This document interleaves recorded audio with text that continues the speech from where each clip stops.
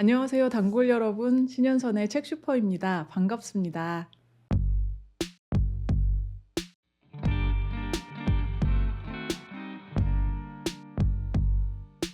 그동안 책슈퍼에서 책을 소개하면서요. 특히 문학 작품을 소개하면서 고민했던 부분이 단연 스포 방지였어요. 우리 단골 여러분들의 읽는 즐거움을 제가 호로록 앗아갈 수는 없는 노릇이니까요.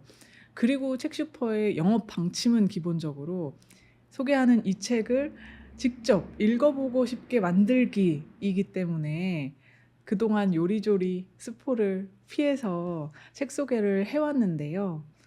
하지만 오늘은 못내 아쉬웠던 그 부분을 싹 해소할 오랜 동화 이야기를 해볼까 합니다. 오늘 소개할 책은요, 그림 형제 동화집입니다. 일단 오늘은 제가 책을 2권 가지고 왔어요. 그중에서 이 크고 우렁찬 책은 자랑용입니다. 네. 현재는 아마 구하실 수 없을 거예요. 이 케이스에서 책을 꺼내면 이런 모습이거든요. 네. 그리고 책 배에도 온갖 금박을 다 해두신 아주 근사한 책인데, 이 책을 에디숑 장뮬랭이라는 독립출판사에서 출간을 해주신 것이에요. 2022년에 2100부 한정으로 출간을 해서 제가 펀딩을 해서 구해 놓은 아주 뿌듯하게 소장하고 있는 책인데요.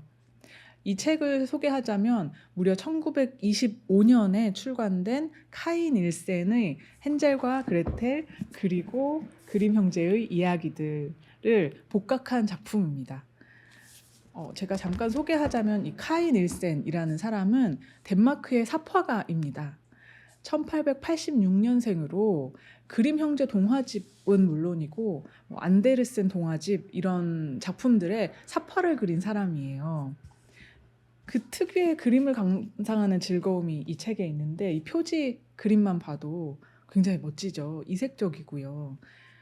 가끔 이 그림을 보는 것도 너무 좋아서 산책하듯이 꺼내보는 책인데, 이 책을 이렇게 책슈퍼에서 자랑하게 될 줄은 몰랐습니다.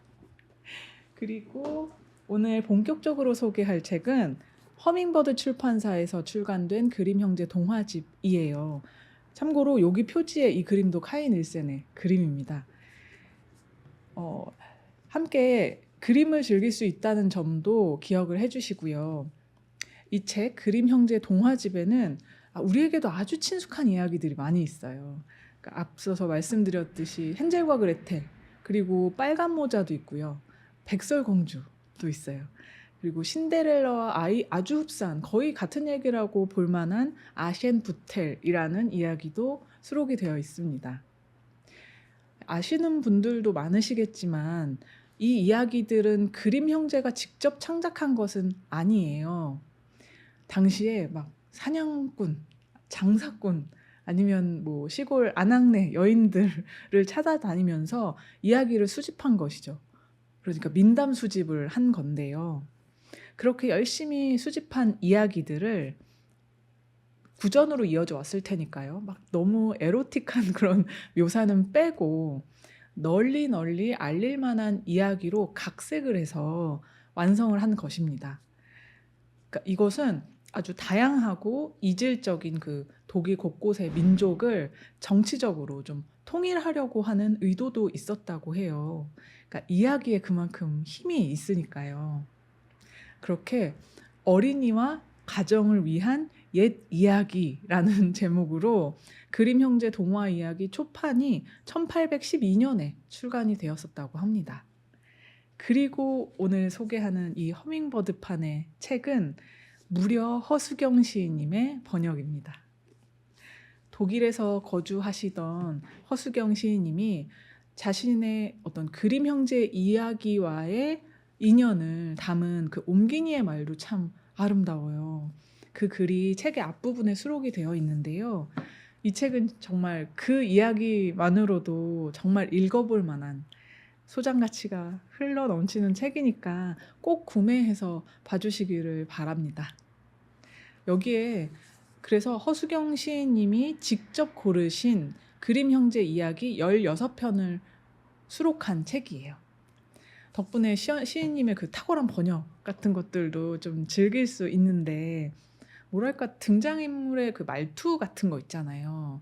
그게 굉장히 맛깔나고, 애초에 이 이야기가 그 민담을 수집한 그 구전되어서 내려온 이야기니까 서술이랄까 이런 게 굉장히 구어체 문장이 많거든요. 근데 그런 것들을 한국어 사용자가 한국어 번역판 본으로 봐도 아주 이질감 없이 읽을 수 있게 번역을 멋지게 해주셨어요. 그래서 이 이야기를 여러분과 함께 나누려고 합니다. 이 16편의 이야기 가운데서 제가 여러분께 스포 걱정을 하지 않고 낱낱이 아주 구체적으로 들려드리고 싶은 이야기는 바로 라푼첼입니다. 네, 그 라푼첼이요. 한 소녀가 출구도 없는 창문밖에 없는 아주 높다란 성에 갇혀 있다가 머리카락을 막 내려서 자신을 가둔 마녀를 올려주고 그러다 왕자를 만나서 탈출하는 이야기. 그 이야기 맞아요. 그런데 이렇게 줄거리를 알아도 너무너무 읽고 싶은 거 뭔지 아시죠? 몰랐던 디테일을 발견하는 재미가 있더라고요. 그리고 지금까지 아주 다양한 버전으로 각색이 되어 왔는데 왜 이 이야기는 빠졌을까? 왜 이 이야기는 이렇게 풍성해졌을까? 이런 것들을 비교해서 보는 재미도 있어요. 그러니까 원작의 어떤 무게, 원작의 그런 아주 중심 이런 것들을 좀 찾아보는 재미도 있고, 그래서 원작의 결말이 어떤지 디테일은 어떤지가 궁금하신 분들은 꼭 끝까지 영상 시청해 주시기를 바랍니다. 그림 형제의 동화집을 비롯해서 그 모든 고전 동화가 그렇듯이 라푼첼 역시 이렇게 시작해요. 옛날에 한 부부가 있었다.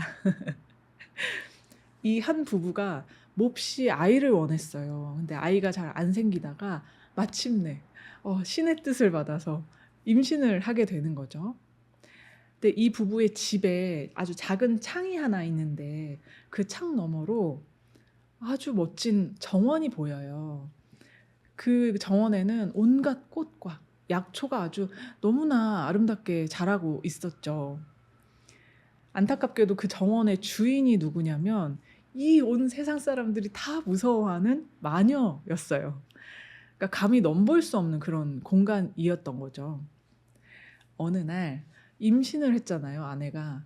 임신한 아내가 그 창을 이렇게 보는데 아주 싱싱한 라푼첼을 본 거예요.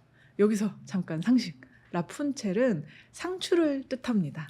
네, 그 상추. 샐러드도 해 먹고. 근데 이 아내가 본 창문 너머로 본 라푼첼이 너무나 먹음직스러웠어요. 그걸 너무 먹고 싶어서 매일매일 너무 먹고 싶구나. 너무 라푼첼 맛있겠구나 생각하다가 시름시름 앓게 되는 거예요. 그래서 남편이 이제 걱정을 하면서 왜 그러냐고, 뭐가 부족하냐고 이렇게 물으니까 아내가 말을 하는 거죠. 저기 저 라푼첼을 먹지 못하면 나는 죽을 거야 이러면서 결국에 남편이 아주 마녀의 정원인데 큰 위험을 무릅쓰고 그 정원에 몰래 잠입을 합니다. 아내가 죽는 것보다는 모험을 하는 것이 낫잖아요. 그리고 몰래 라푼첼 한 움큼을 서리하는 데 성공한 거죠. 아내는 어떻게 됐을까요? 그 라푼첼이 너무나 맛있었던 나머지 포만감과 만족감을 느꼈으면 거기서 끝났으면 좋았을 텐데 먹고 싶은 마음이 3배가 더 커진 거예요. 하는 수 없이 남편이 다시 마녀의 정원에 잠입을 합니다. 아내를 위해서. 사랑꾼이죠. 그런데 한 번은 운이 좋았지만 2번째는 아니었어요.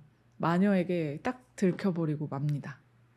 마녀가 감히 내 라푼첼을 훔치다니 하면서 막 왕처럼 호통을 치는데요. 남편이 막 사정을 하는 거예요. 아내가 임신을 했는데 여기 라푼첼이 너무 먹고 싶다고 해서 어쩔 수 없었다 이렇게. 그의 말을 들은 마녀가 말합니다. 좋아, 그래 알았다. 너 라푼첼을 원하는 만큼 캐가라. 대신 너네 아내가 아이를 낳으면 그 아이를 나에게 줘라. 너무 너무 무서운 말인데 남편은 살아야 되잖아요. 살기 위해서 알겠다고 약속을 해버려요. 결국에 아이는 태어나자마자 마녀가 데려가 버리고요. 그 마녀가 이 아이에게 라푼첼이라는 이름을 지어주게 됩니다. 시간이 흘러요. 계속 흘러서 라푼첼은 너무나 아름다운 소녀로 성장을 했어요. 근데 마녀는 이 계단도 없고 문도 없고요. 그냥 창문만 하나 있는 높은 탑에다가 이 라푼첼을 가둬두고 생활을 하고 있는데요. 거기에 이제 들어가야 할 때마다 이 탑 아래에서 이렇게 말을 하는 거예요. 라푼첼, 네 머리카락을 내려주렴 하면서. 그러면 그 긴 금빛 머리카락이 탑 아래로 주르륵 떨어지고 마녀는 그걸 타고 올라가는 거예요. 그러던 어느 날에 왕자가 등장합니다. 당연히 왕자가 등장해야죠. 왕자가 우연히 그 탑 옆을 지나가는데 어디선가 너무나 아름다운 노랫소리가 들리는 거예요. 그래서 도대체 이 아름다운 노래는 뭐지? 이러면서 듣고 있다가 저 탑에서 흘러나오는 것을 보고 이제 이 노래의 주인공을 너무 만나고 싶다라고 생각해서 이제 그 탑을 가려고 해요. 근데 문도 없고요. 뭐 어디 계단도 없어요. 그래서 하는 수 없이 노래를 듣고 돌아갔다가 다음날 또 와서 또 노래를 듣다가 돌아가고 이렇게 며칠을 반복을 합니다. 그렇게 왔다 갔다 하는 와중에 마녀가 나타나서 라푼첼 머리카락을 내려주렴 하고 머리카락을 타고 올라가는 것을 왕자가 보는 거예요. 저거구나. 이렇게 가면 되겠구나. 그래서 왕자는 거기에 이제 날이 어두워졌을 때 가요. 다시 가서 똑같이 라푼첼 머리카락을 내려주렴 하는 겁니다. 그랬더니 역시나 긴 머리카락이 탑 아래로 내려와요. 마침내 두 사람이 만납니다. 라푼첼과 왕자가. 마녀가 아니잖아요. 맨날 마녀만 이렇게 머리카락을 내려주렴 해서 올라왔는데 웬 남자가 나타났으니까 라푼첼이 너무 놀란 거죠. 그 놀란 라푼첼에게 왕자가 다정하게 나는 당신의 노래에 반했다. 그 노래가 너무 아름다워서 내가 여기 올 수밖에 없었다라고 말을 해요. 근데 보니까 왕자가 잘생겼어요. 그리고 왠지 마녀보다는 나를 더 아끼고 사랑하는 것도 같고요. 그래서 왕자의 청혼을 받아들입니다. 전개가 굉장히 빠릅니다. 청혼을 바로 받아들이고요. 그날부터 밤마다 왕자가 이 예비 신부 라푼첼을 찾아오는 거예요. 왜냐하면 낮에는 마녀가 오거든요. 그래서 마녀를 피해서 밤마다 찾아온 거예요. 사랑의 밀회를 나눈 거죠. 그런데 라푼첼이 그만 실수를 하고 맙니다. 마녀한테 무심코 아니, 왜 왕자는 이렇게 쉽게 올라오는데 당신은 이렇게 올리기가 힘든가요? 이렇게 말을 한 거예요.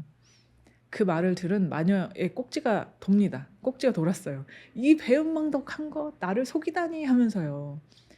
사실 성에 가둔 게 누군데 이렇게 이제 대뜸 나를 속였다고 화를 내는 거죠. 결국 마녀가 이 라푼첼의 길고 아름다운 머리카락을 댕강 잘라버려요. 그리고 무자비하게 이 아무것도 내어주지 않고 맨몸으로 라푼첼을 먼 황량한 땅으로 쫓아내버리는 거죠. 한편 그 사실을 모르는 왕자는 여느 때와 다름없이 또 탑 아래에서 라푼첼 머리카락을 내려주렴 하고 주문을 외웁니다. 근데 아까 그 마녀가 잘랐던 머리카락 있죠. 그걸로 머리카락을 내려줘요, 마녀가. 그래서 왕자는 아무것도 모르고 그걸 타고 올라갔는데 보니까 라푼첼이 없는 거예요. 마녀만 있잖아요. 너무너무 충격을 받습니다.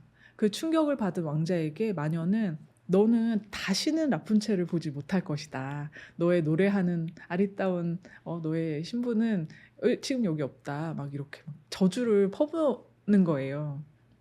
근데 그 마녀가 있고 나의 사랑 라푼첼이 없다는 이 사실에 너무 충격을 받은 나머지 왕자가 막 너무 충격을 받아서 탑에서 뛰어내리거든요. 그러다가 가시덤불에 눈이 찔려서 눈이 멀고 맙니다. 왕자는 이 앞이 보이지도 않는 채로 막 숲을 헤매고요.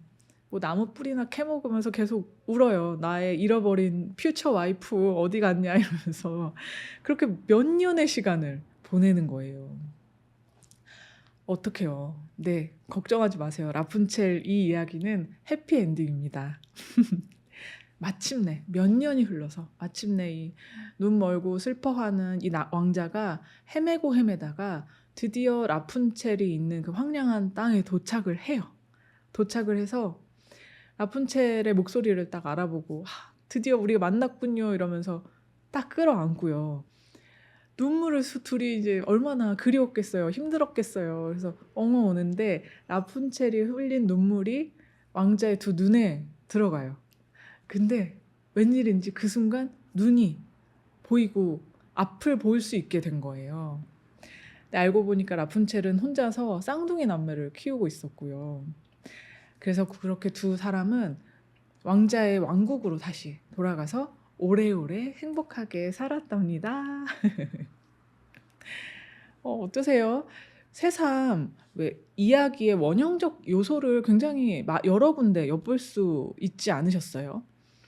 가령 왜 인간의 탐욕으로 공경에 빠지게 된다거나 혹은 마녀가 끔찍한 저주를 퍼붓는다 이런 설정 같은 것, 그리고 진정한 사랑으로 이 저주를 벗는다 이런 설정도 엿볼 수 있었죠.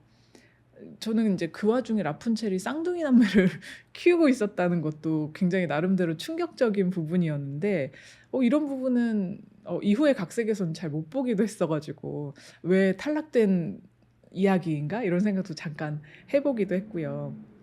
그 충격적인 내용 말씀인데 사실 그림 형제 동화에 정말 충격적이고 잔혹한 이야기들이 많거든요. 잠깐 말씀드리면 그 백설공주 이야기도 그래요. 아실지 모르겠는데 그러니까 백설공주 이야기는 너무 잘 아시죠. 아름다운 백설공주의 미모를 시기한 새 왕비가 계속 독으로 공주를 죽이려고 막 하다가 결국에는 독이 든 사과를 먹고 백설공주가 죽잖아요. 그런데 그 백설공주를 유리관에다가 놓았는데 난쟁이들이 그 모습을 본 왕자가 백설공주에게 반해서 내가 이 백설공주를 데려가겠다 하고 이동하다가 흔들린 관 때문에 이 목에 걸린 사과가 턱 나와서 다시 깨어나잖아요. 그래서 이제 둘이 첫눈에 사랑에 빠져서 이제 결혼을 하게 되는 이야기인데 그때 그 백설공주를 계속 독살하려고 했던 그 왕비 어떻게 죽는 줄 아세요? 이 이야기에서는 왜 일단 석탄 불 위에 철로 된 신발이 구두가 놓여 있는데요. 그 구두를 신고 죽어 쓰러질 때까지 춤을 추다가 죽어요. 이 왕비가. 너무 끔찍하죠. 뭔가 이 매혹과 공포를 잘 엮어서 어린이와 가정에 교훈을 주려고 했던 이 그림 형제의 의도가 엿보이는 대목이기도 한데요.